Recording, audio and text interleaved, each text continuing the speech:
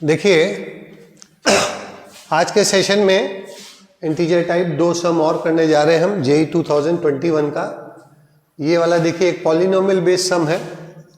Polynomial based सम में 2-3 सम अगर आप बढ़िया से कर लेंगे तो आपको कोई दिक्कत नहीं आएगी। चलिए, पहला बात डिग्री 3, दूसरा बात minima at x equal to 1, maxima at x equal to -1। तो हम लोग लिख सकते हैं p dash x equal to k x -1 x plus 1, क्योंकि यहाँ पे दोनों वैनिश कर रहा है।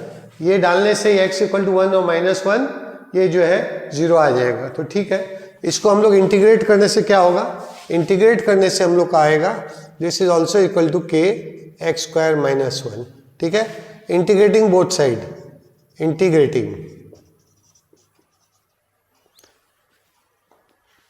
integrating both sides we get px equal to kx cube by 3 minus kx plus c।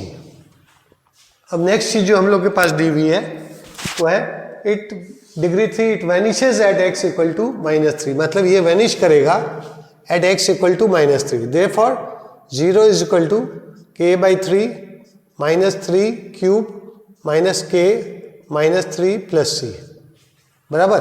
ये देखिए यहाँ पे ये -9k और ये +3k -6k। Therefore c is equal to 6k बराबर।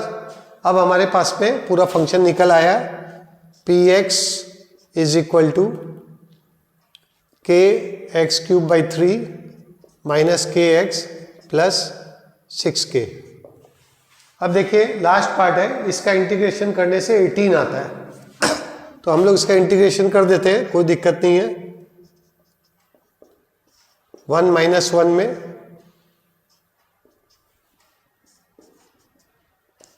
इसकी वैल्यू 18 आनी चाहिए। तो देख रहे हैं ये ऑड फंक्शन है, ये भी ऑड फंक्शन है, ये 0 हो जाएगा, खाली ये बचेगा। देयरफॉर 6k, ठीक है ना, 6k x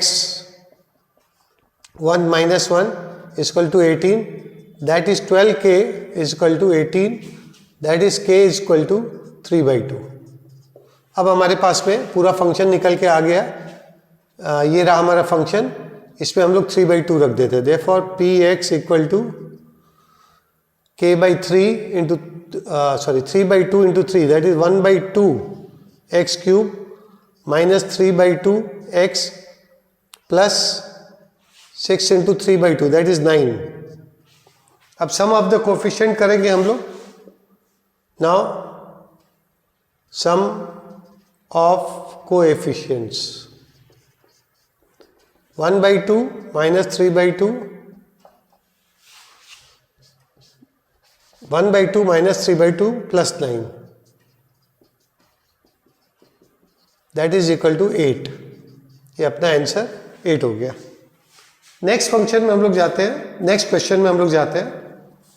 ये एक इवन फंक्शन है और ये ऑड फंक्शन है, तो ये बेसिकली ऑड फंक्शन ही होना चाहिए। तो देखते हैं g4 - x क्या आता है, हम लोग को इसकी वैल्यू निकालनी है। उसको पहले एक बार चेक भी कर लेते हैं। हम लोग की आइडिया ये ऑड फंक्शन है, तो x इक्वल टू 1 डालते हैं, g3 इक्वल टू -g1, ठीक है। 4 से 4 to -4 चेक कर लेते हैं। g2 इक्वल टू -g2, ठीक है। फिर उसके बाद में g1 इक्वल टू -g3, ठीक ही है, एकदम क्लियरली दिखाई पड़ रहा है ऑड फंक्शन है। फ्रॉम 4 to -4 कोई दिक्कत नहीं है। तो हम लोग इसको लिख सकते हैं i इज इक्वल टू -4 से 4 fx square dx equal to